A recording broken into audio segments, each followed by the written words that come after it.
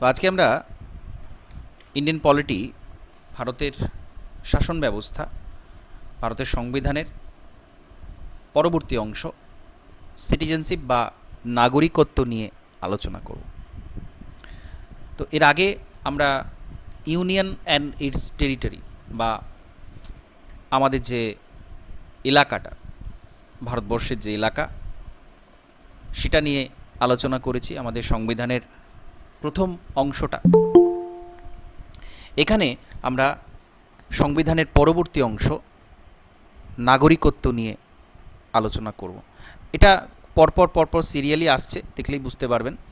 অর্থাৎ একটা প্রথমে দেশ, একটা দেশ মানে কি, সেই দেশের প্রথমত তার এলাকাটা আসবে, একটা বাউন্ডারি আসবে। আমরা একটা দেশের যদি মানচিত্র দেখি, তাহলে সেখানে প্রথমেই আসবে কি, তার ম্যাপ। তারপরেই আসবে তার নাগরিক, কারণ নাগরিক ছাড়া কিন্তু একটা দেশকে আমরা দেশ বলতে পারি না, সেটা একটা জাস্ট এলাকা। তো সেইভাবেই আমাদের সংবিধানে পার্ট টুতে, পার্ট ওয়ানে কি আছে, ওই এলাকা। পার্ট টুতে কি আছে, নাগরিকত্ব। অর্থাৎ নাগরিকত্ব নিয়ে যাবতীয় সব কিছু পার্ট টুতে বলা আছে।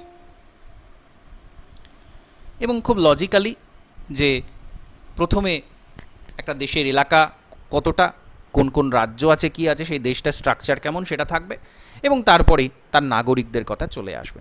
তো এই অধ্যায়ে আমরা কি কি শিখব? আর্টিকেল নম্বর 5 থেকে 11-তে ইউনিয়ন আর তার টেরিটরি ছিল 1 থেকে 4 নম্বর আর্টিকেলে সংবিধানের। 5 থেকে 11 নম্বর আর্টিকেলের মধ্যে আছে নাগরিকত্ব। পার্ট টুতে 5 থেকে 11 নম্বর আর্টিকেলে কি কি বলা আছে সেটা আমরা জানব। তো একটা দেশের, আমাদের দেশের নাগরিক কারা হবে বা নাগরিক কারা হবে না, সেটা কিন্তু খুব স্পষ্টভাবে এই আর্টিকেলগুলোতে বলা আছে। আমরা পরপর দেখব।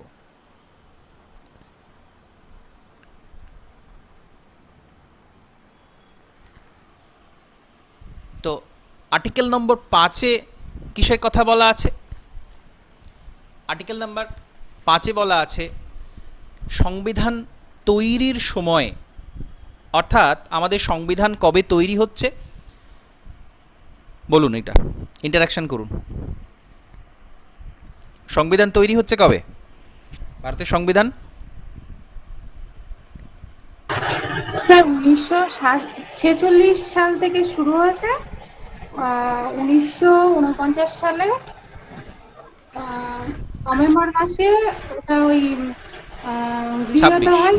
26শে নভেম্বর এটা তৈরি হচ্ছে, আর এটা 49 বলবৎ সালে হচ্ছে 26শে জানুয়ারি 1950। তো এই যে 26শে জানুয়ারি 1950, সেই সময়ে কারা ভারতের নাগরিক সেটা বলা আছে আর্টিকেল 5-এ। তাহলে 1950-এর সময় কারা নাগরিক হবে ভারতের? না, যদি সে ভারতে জন্মগ্রহণ করে, বা যদি তার যে কোনো একজন পিতা বা মাতা তারা যদি ভারতে জন্মগ্রহণ করে, বা যদি বিগত 5 বছর ধরে ভারতে সে বসবাস করছে, এরকম হয়, তাহলে তাকে ভারতের নাগরিকত্ব দেয়া হবে বা তাকে ভারতের নাগরিক বলা হবে। আচ্ছা, এটা কিন্তু আমাদের লক্ষ্য করতে হবে, এই যে আর্টিকেল নম্বর 5 থেকে 11 পার্ট 2, এটা কিন্তু পুরোপুরি সংবিধান তৈরির সময়কার কারা নাগরিক হবে সেটা বলা আছে। খুব ভালো করে বুঝতে হবে। এইখান থেকে কিন্তু বর্তমানে কারা নাগরিক হবে হবে না এই আর্টিকেলগুলোতে কিন্তু বলা নেই। ভালো করে বুঝে নিন। এই যে অনুচ্ছেদগুলো, আর্টিকেল যেগুলো 1, 2, 3, 4 করে পরপর আমাদের সংবিধানে লেখা আছে, আমাদের সংবিধানে বর্তমানে কারা নাগরিক হবে হবে না সেটা কিন্তু বলা নেই। তাহলে সেটা কে বলে? এই যে আর্টিকেল 11, এটা আমরা একটু আগে দেখে নিই, তারপরে বুঝতে পারবো। আর্টিকেল 11-তে পার্লামেন্টকে ক্ষমতা দেয়া আছে নাগরিকত্ব আইন তৈরি করার। পার্লামেন্ট সেই অনুযায়ী বিভিন্ন সময়ে আইন তৈরি করে কে ভারতের নাগরিক হবে, কে ভারতের নাগরিক হবে না। আমরা সিটিজেনশিপ অ্যামেন্ডমেন্ট অ্যাক্ট বা সিএএ 2019 সালে একটা আইন নিয়ে আসা হয়েছিল সিএএ, সেটা নিয়ে আমি পরে আলোচনা করব। সেটা কিন্তু একটা নাগরিকত্ব আইন। কে এনেছিল? পার্লামেন্ট এনেছিল। কারা কারা ভারতে, মানে ভারতে যারা আমাদের আশপাশে যে প্রতিবেশী দেশগুলো থেকে ভারতে যারা আসছে তারা ভারতের নাগরিকত্ব পাবে কি পাবে না সেটা নিয়ে একটা আইন করেছিল পার্লামেন্ট। তো এটা একটা নাগরিকত্ব আইন। এরকম প্রচুর নাগরিকত্ব আইন 1955 সাল থেকে ভারতে তৈরি হয়েছে সময় অনুসারে, সেই সময় কারা নাগরিক থাকবে থাকবে না সেটা অনুযায়ী। তাহলে বর্তমান সময়ে বা বিভিন্ন সময়ে কারা ভারতের নাগরিক থাকবে, কারা ভারতের নাগরিক থাকবে না সেটা কিন্তু ঠিক করে পার্লামেন্ট, এবং সেটা পার্লামেন্টকেই আমাদের সংবিধান ক্ষমতা দিয়েছে আর্টিকেল নাম্বার 11 অনুযায়ী। তাহলে এই 11 নম্বর আর্টিকেলটা কিন্তু খুব গুরুত্বপূর্ণ।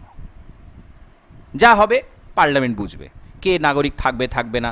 অর্থাৎ পার্লামেন্ট এতটাই ক্ষমতা সম্পন্ন, সে মনে করলে আইন তৈরি করে কোনো নাগরিকের নাগরিকত্ব কেড়ে নিতে পারে, আবার নাগরিকত্ব কারো দিতেও পারে। সে তো ভারতের নাগরিক ছিল না, তাকে ভারতের নাগরিকত্ব দিতে পারে, আবার নাগরিকত্ব কেড়ে নিতে পারে। এতটা ক্ষমতা দেয়া আছে পার্লামেন্টকে। তাহলে এই আর্টিকেল নাম্বার 11 কিন্তু খুব খুব গুরুত্বপূর্ণ, এটা আমাদের বুঝতে হবে। এবার চলে আসবো আর্টিকেলগুলোতে। এই যে 5, 6, 7, 8, 9 এগুলো সব বলা আছে সেই স্বাধীনতার সময়ে, সেই সংবিধান তৈরির সময়ে কারা নাগরিক থাকবে কারা নাগরিক থাকবে না সেটা বলা আছে।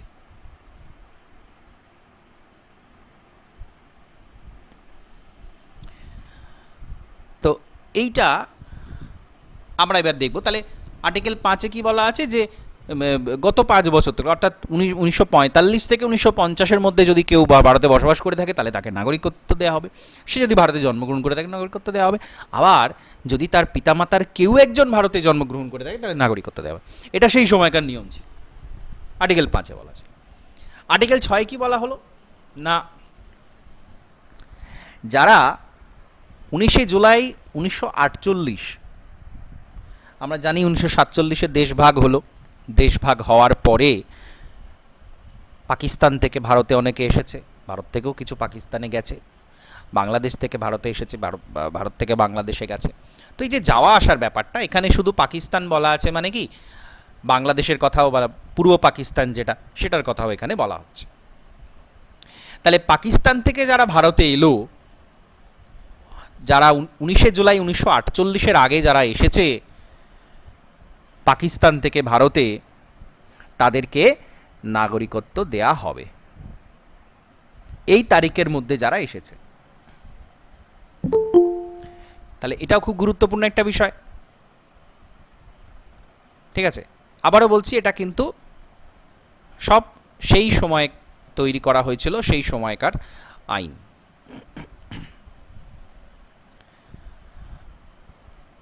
আর্টিকেল 7-এ কি বলা হলো না, যারা ভারত থেকে পাকিস্তানে চলে গিয়েছিল আবার পাকিস্তান থেকে ভারতে ব্যাক করেছে, তারা কিভাবে নাগরিকত্ব পাবে সেটা আর্টিকেল নম্বর 7-এ বলা আছে।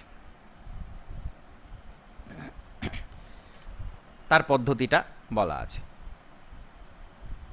তো এখানে ওই 6 মাস যদি সে টানা বসবাস করে থাকে, সেই সময়ের কথা আবারও বলছি, সেই সময়ের কথা 6 মাস যদি সে ভারতের টানা বসবাস করে থাকে, তাহলে তারপর যদি সে অ্যাপ্লিকেশন করে যে আমি ভারতের নাগরিকত্ব চাই, তাহলে তাকে নাগরিকত্ব দেয়া হবে। তো এইটা তাহলে 7-এ কি বলা আছে, যারা চলে গিয়েছিল আবার ফিরে এসেছে তারা কি করে পাবে সেটা। আর্টিকেল নাম্বার 8, সেখানে কি বলা আছে, যারা বিদেশে বসবাস করছে, মানে একসময় তারা ভারতীয় ছিল, ভারতীয় বংশোদ্ভূত ছিল, বিদেশে বসবাস করছে তারা কিভাবে ভারতের নাগরিকত্ব পেতে পারে সেটা, অর্থাৎ তার হয়তো পিতামাতা কেউ ভারতীয় ছিল বা তার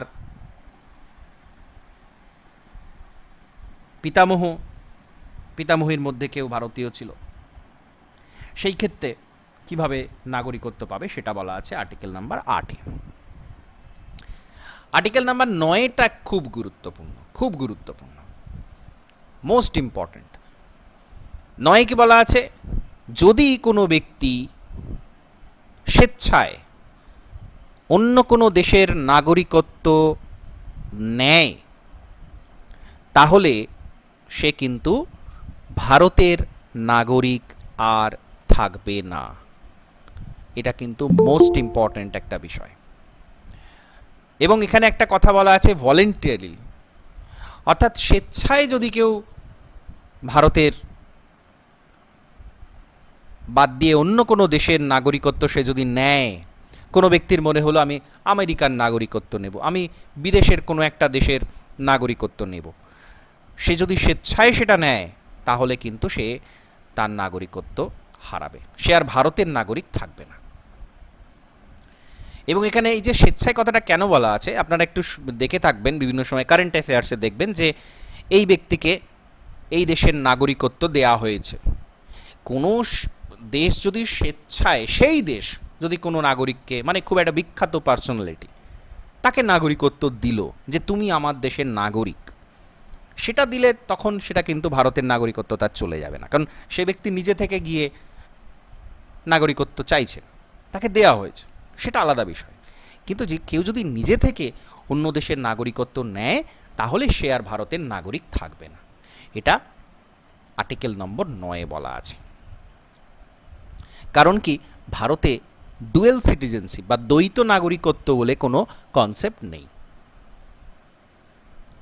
আমেরিকাতে আছে। আমেরিকাতে কি হয়, আমেরিকাতে যারা বসবাস করে তারা যেমন আমেরিকার নাগরিক, তারা আবার যে রাজ্যে বসবাস করে সেই রাজ্যেরও তারা নাগরিক। ডুয়েল সিটিজেনশিপ এটা কিন্তু আমেরিকাতে আছে, ভারতে নেই। ভারতে আমরা ভারতবাসী। আচ্ছা, তাহলে 9 নম্বর আর্টিকেলটা কিন্তু মোস্ট ইম্পর্ট্যান্ট। 10 নম্বরে কি বলা আছে না, কন্টিনিউয়েশন অফ সিটিজেনশিপ, নাগরিকত্ব বজায় রাখতে গেলে কি করতে হবে সেটা পার্লামেন্ট যা আইন তৈরি করবে সেটার উপর নির্ভর করছে। এই আর্টিকেল নাম্বার 10-এও কিন্তু এটা বলা আছে যে নাগরিকত্ব কন্টিনিউয়েশন কীভাবে থাকবে সেই বিষয়ে পার্লামেন্ট মনে করলে আইন তৈরি করতে পারে। আর পুরো পার্লামেন্টকে পুরো ক্ষমতা দেয়া আছে, সম্পূর্ণ নাগরিকত্ব আইন তৈরি করার ক্ষমতা সংবিধানই কিন্তু পার্লামেন্টকে দিয়ে রেখেছে, আর্টিকেল নাম্বার 11 বলে। তাহলে এই এতগুলো আর্টিকেলের মধ্যে সবচেয়ে ইম্পর্ট্যান্ট হচ্ছে 9 আর 11। ঠিক আছে, এবার এই যে 11 নম্বর আর্টিকেল অনুযায়ী সিটিজেনশিপ অ্যাক্ট, প্রথম যে সিটিজেনশিপ অ্যাক্ট এসেছিল সেটা এসেছিল 1955 সালে।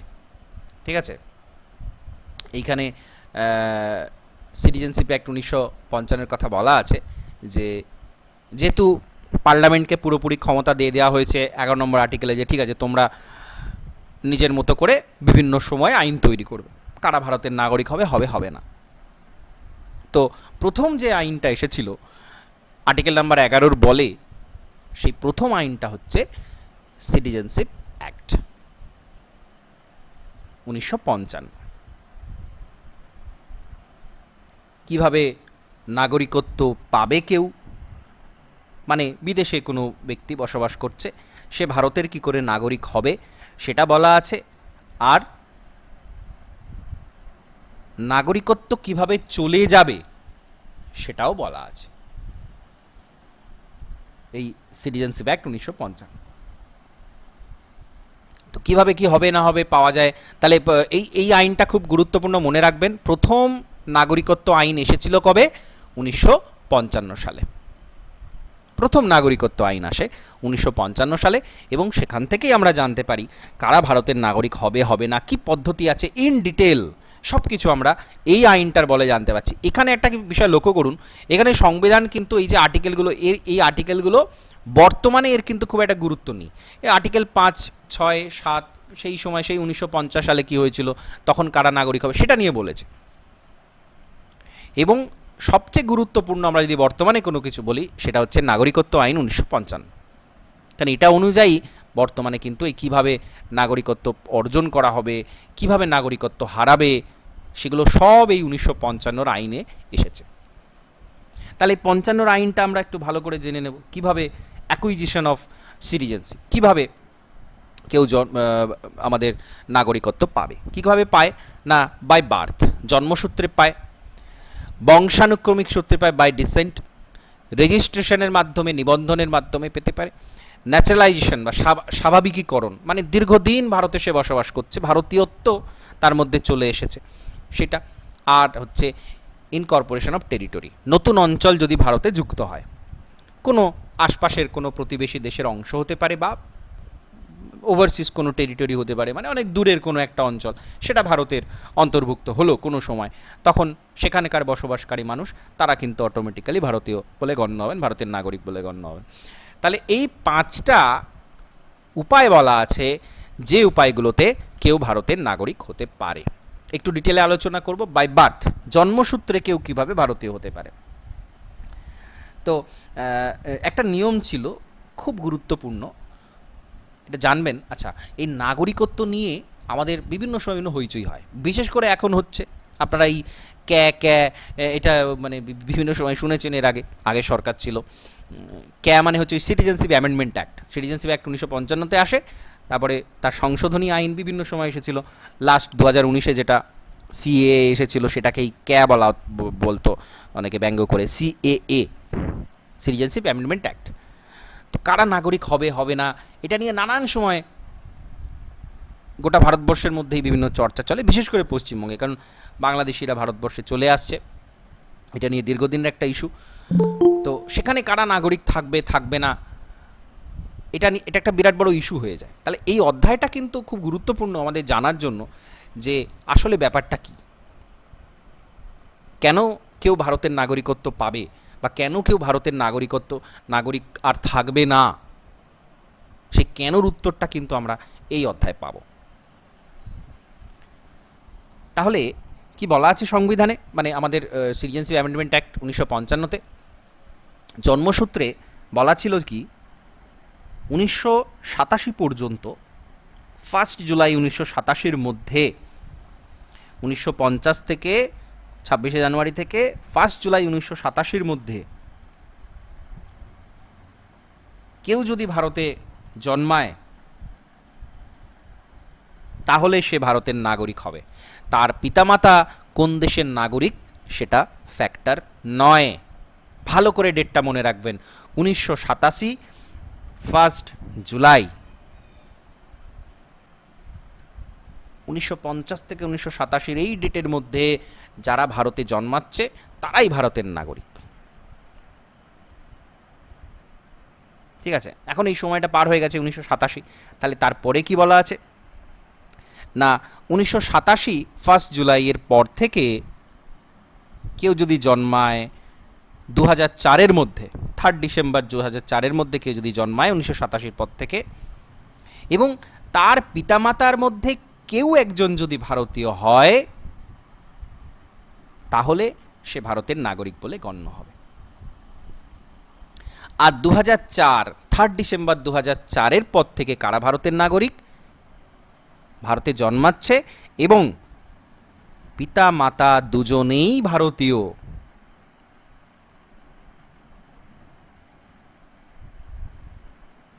অথবা কোনো একজন পিতামাতার মধ্যে ভারতের নাগরিক, অন্য একজন ইল্লিগাল মাইগ্র্যান্ট নন, ইল্লিগালি তিনি ভারতে আসেননি, নিয়ম বহির্ভূতভাবে তিনি ভারতে আসেননি, এরকম যদি হয় তাহলেও তিনি ভারতের নাগরিক হবেন। এটা 2004-এর 3 ডিসেম্বরের পর থেকে। তাহলে 1987 পর্যন্ত কোনো সমস্যা নেই। 1987 পর্যন্ত যারাই ভারতে জন্মেছে, তবে হ্যাঁ ডেটটা মনে রাখবেন, 1 জুলাই। 1 জুলাই 1987-এর মধ্যে যারা ভারতে জন্মেছে তারা অটোমেটিক্যালি ভারতের নাগরিক। তাদের পিতামাতা ভারতের নাগরিক আছে কি নয় সেটা দেখার দরকার নেই। কিন্তু 1987 থেকে 2004-এর 3 ডিসেম্বরের মধ্যে কোনো একজনকে ভারতের নাগরিক হতেই হবে। আর 2004-এর পরে হলে, 3 ডিসেম্বর 2004-এর পরে হলে হয় তাদের দুজনকেই ভারতীয় হতে হবে, নাগরিক হতে হবে ভারতের, অথবা একজন যদি ভারতীয় হয়, অন্যজন যদি ইল্লিগালি ভারতে না আসে, তাহলে সে ভারতের নাগরিক হবে। এটা হচ্ছে জন্মসূত্রে। এবং জন্মসূত্রে মানে কি, ভারতে জন্মাচ্ছে, ভারতে জন্মালে তারপরে যদি এই শর্তগুলো ফুলফিল হয় তখন সে ভারতের নাগরিক, না হলে কিন্তু সে ভারতের নাগরিক হবে না, জন্মাতে হবে বাই বার্থ।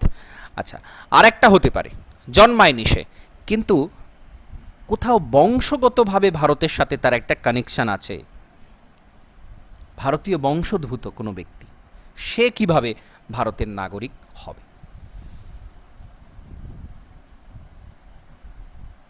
দেখা যাচ্ছে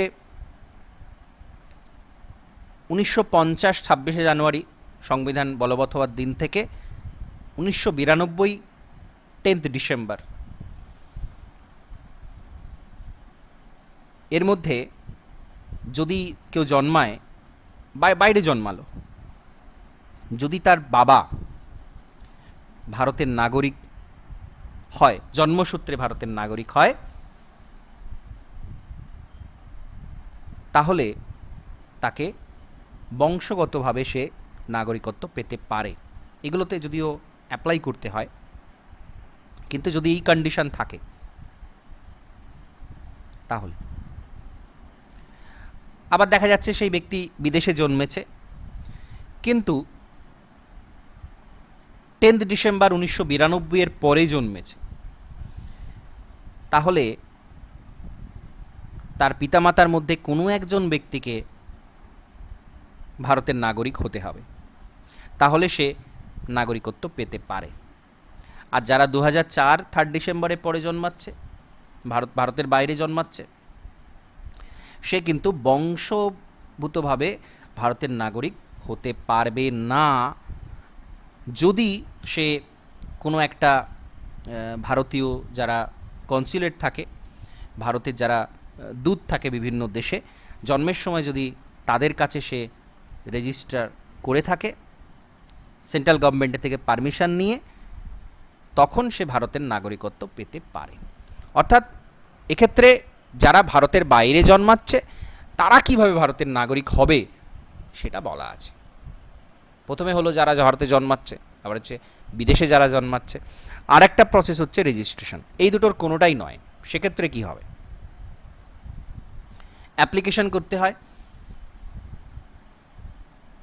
এখানে একটা বিষয় মাথায় রাখতে হবে, ইল্লিগাল মাইগ্রেন্ট হলে চলবে না। অর্থাৎ কোনোভাবে বর্ডার পার করে সে ভারতে ঢুকে পড়েছে, এরকম হলে রেজিস্ট্রেশনের মাধ্যমে ভারতের নাগরিকত্ব পাওয়া যায় না।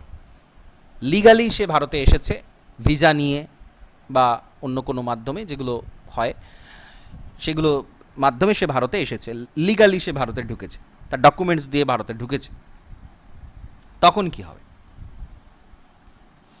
যদি অ্যাপ্লিকেশন করার আগে একটানা 7 বছর সে ভারতে থাকে, তাহলে সে অ্যাপ্লিকেশন করতে পারে। আবার এমন হতে পারে সে যদি আনডিভাইডেড ইন্ডিয়া, অর্থাৎ যখন ভারত ডিভিশন হয়নি সেই সময় কার কোনো ব্যক্তি, সে যদি অ্যাপ্লিকেশন করে তাহলে সেটা হতে পারে। যদিও এটা তো এখন সেই ব্যক্তি খুব কমই আছে যারা বেঁচে আছে, যারা সেই সময় ছিল। আচ্ছা, আরেকটা হয় রেজিস্ট্রেশনের মাধ্যমে কোনো ভারতীয় সিটিজেনকে সে বিবাহ করেছে এবং 7 বছর ভারতে আছে, তখন সে রেজিস্ট্রেশনের মাধ্যমে অ্যাপ্লিকেশন করতে পারে।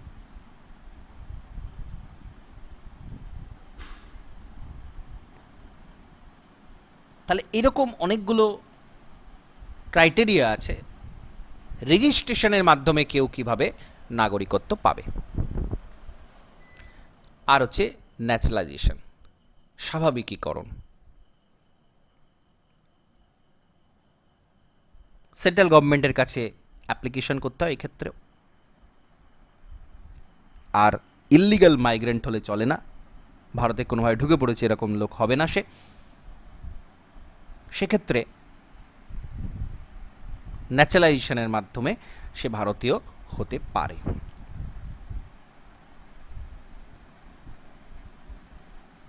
এমন কিছু হতে পারে যে গভর্নমেন্ট অফ ইন্ডিয়ার সার্ভিসে সে আছে বা ছিল, 14 বছর সে দীর্ঘ সময় ভারতে বসবাস করছে, তার চারিত্রিক বৈশিষ্ট্য ভালো,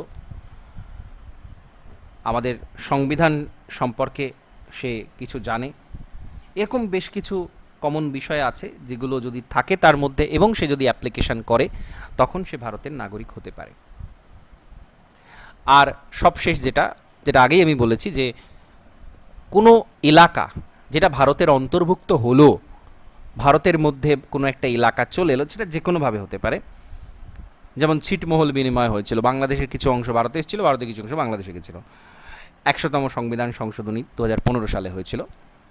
সেখানে দেখা যাবে যে অংশটা ভারতের অন্তর্ভুক্ত হলো সেখানেই যারা বসবাস করছে তারা অটোমেটিক্যালি ভারতের নাগরিক। এরকমভাবে যে কোনো সময়ে ভারতের মধ্যে যদি ধরা যাক কোনো একটা দ্বীপ,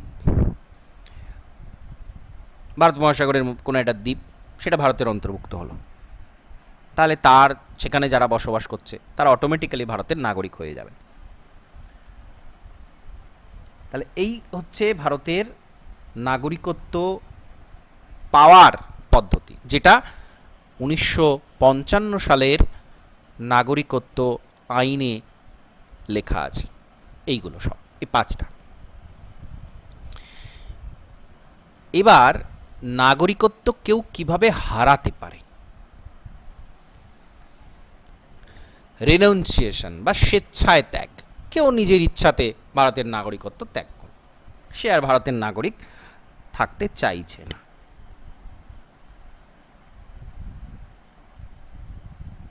সে ডিক্লেয়ার করলো সে আর ভারতের নাগরিক থাকছে না, সেন্ট্রাল গভর্নমেন্টের কাছে সে অ্যাপ্লাই করলো, তাহলে সে আর ভারতের নাগরিক থাকবে না। এবং কেউ যদি এটা করে, তার যারা মাইনর চাইল্ড আছে, অর্থাৎ 18 বছরের নিচে যারা আছে, তারাও কিন্তু ভারতের নাগরিকত্ব হারাবে। এরকম অনেক নিয়ম আছে, আমি সব জটিলতার মধ্যে যাচ্ছি না। মানে ধরা যাক কোনো একজন ব্যক্তি, তার বয়স হচ্ছে 50 বছর, তার একটা মাইনর চাইল্ড আছে, মানে 18 বছরের নিচে তার একটা ছেলে আছে, সেই ব্যক্তি যদি অ্যাপ্লাই করে, ধরা যাক সেই ছেলেটার বয়স 16 বছর, তাহলে তার তো নাগরিকত্ব চলে যাচ্ছে, কারণ সে থাকতে চাইছে না, তার সাথে সাথে তার ছেলেটারও নাগরিকত্ব কিন্তু চলে যাবে।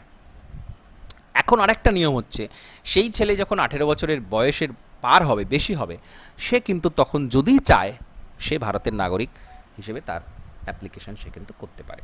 যাই হোক, এত জটিলতায় যাওয়ার দরকার নেই। যেটা মূল বক্তব্য সেটা হচ্ছে যে যদি কোনো ব্যক্তি সে যদি ভারতের নাগরিক না থাকতে চায় আর, তাহলে কিন্তু সে ভারতের নাগরিকত্ব হারাবে স্বেচ্ছায়, বাই টার্মিনেশন, পরিসমাপ্তি।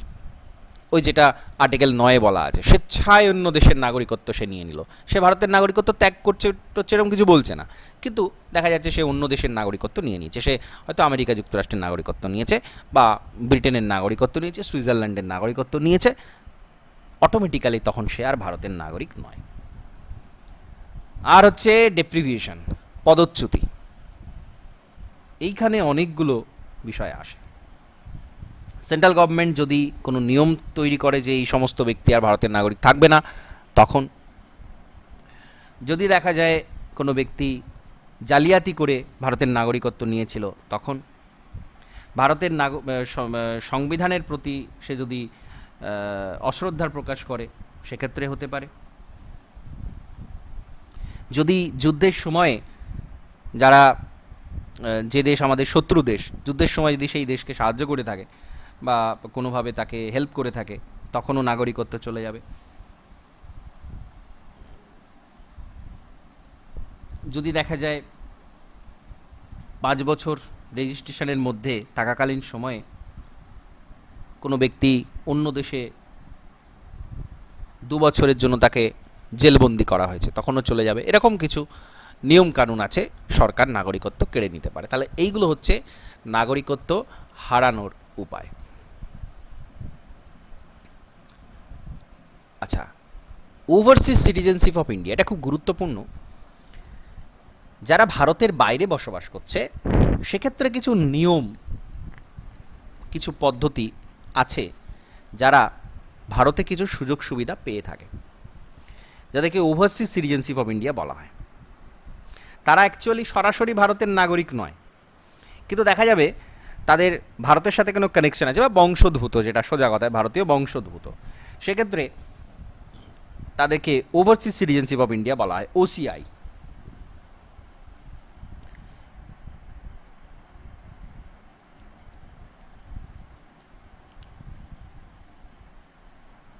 পাকিস্তান এবং বাংলাদেশ বাদ দিয়ে, এই দুটো দেশে যারা বসবাস করছে তাদেরকে বাদ দিয়ে আরও এরকম বেশ কিছু বিভিন্ন দেশ আছে, সেই সব দেশে যদি কেউ বসবাস করে, মানে তাদের একসময় ভারতে কোনো না কোনোভাবে ভারতের সাথে কানেকশন ছিল, সেক্ষেত্রে তাদের কিছু সুযোগ সুবিধা দেওয়া হয়, যেটাকে বলা হয় ওভারসিজ সিটিজেনশিপ অফ ইন্ডিয়া। এরা ভারতে লাইফ টাইম ভিসা পায়, অর্থাৎ যে কোনো সময় তারা ভারতে আসতে পারে, ভারতে তারা বসবাসের অনুমতি পায়, কিন্তু ভোট দিতে পারে না, সাংবিধানিক কোনো পদ পায় না। 2005 সালে এই নিয়মটাকে চালু করা হয়। এটা কিন্তু দ্বৈত নাগরিকত্ব নয়, এর মানে এই নয় যে সে এখন যে দেশে আছে সেই দেশেরও নাগরিক, আবার ভারতেরও নাগরিক, ভারতে নানা রকম সুযোগ সুবিধা পাচ্ছে, সেটা নয়। তারা শুধু ভারতে বসবাস করতে পারছে। এরকম কিছু নিয়মকানুন আছে যেটাকে বলা হয় ওভারসিজ সিটিজেনশিপ অফ ইন্ডিয়া। 2005 এটা চালু করা হয়েছে, এটুকু মনে রাখ। আর একটা ছিল পার্সন অফ ইন্ডিয়ান অরিজিন, যারা ভারতেই একেবারে সরাসরি ভারতের রক্ত বইছে, ভারতে বংশোদ্ভূত, তাদের একটা আলাদা করার ব্যাপার ছিল, শুধু তাদের কিছু সুযোগ সুবিধা দেওয়া হতো, কিন্তু পরবর্তীকালে সেটাকে এই ওভারসিজ সিটিজেনশিপ অফ ইন্ডিয়ার সাথে মার্চ করে দেওয়া হয়েছে, দুটোকে একই করে দেওয়া হয়েছে। বর্তমানে এই সিস্টেমটা আছে, কিছু কিছু সুযোগ সুবিধা তাদের দেওয়া হয়। আচ্ছা, 2019 সালে একটা সিটিজেনশিপ অ্যামেন্ডমেন্ট অ্যাক্ট আছে, সিএএ আসে, যেটাতে কী বলা হয়েছিল, আফগানিস্তান, পাকিস্তান, বাংলাদেশ, এখান থেকে যারা হিন্দু, শিখ, বুদ্ধিস্ট, জৈন, পারসি, খ্রিস্টান যারা আছে, তারা 2014 সালের আগে যদি ভারতে এসে থাকে তাহলে তাদেরকে নাগরিকত্ব দেয়া হবে। এখন এই যে আর্টিকেল 11তে কী বলা ছিল, পার্লামেন্ট মনে করলে নাগরিকত্ব আইন তৈরি করতে পারে, অর্থাৎ কাউকে নাগরিকত্ব দিতে পারে, কারো নাগরিকত্ব কেড়ে নিতে পারে।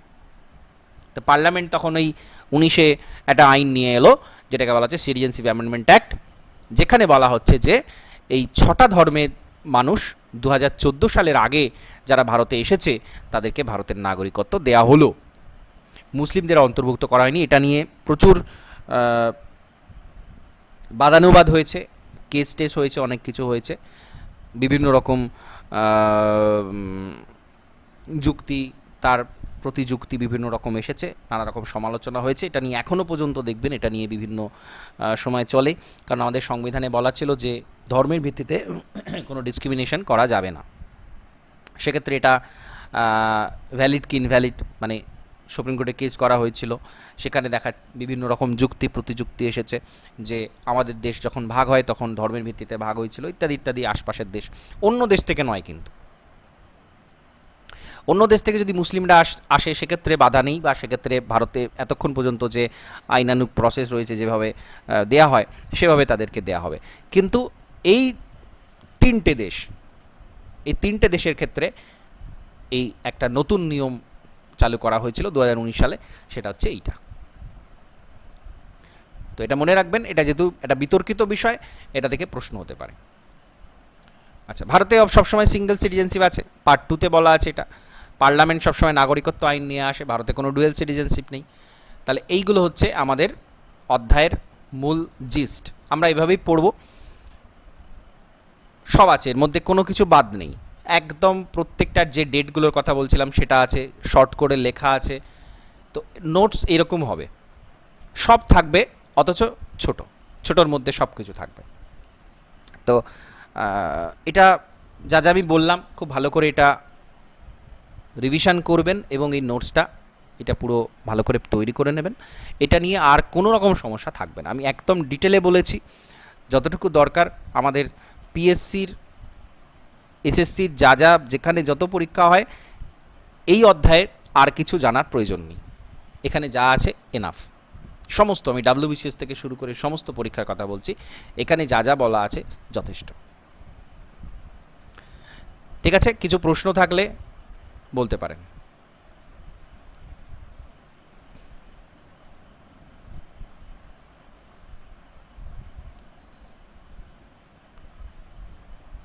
বেশ, ঠিক আছে, তাহলে আজকের ক্লাসটা এখানে কমপ্লিট করছি। নমস্কার, ধন্যবাদ।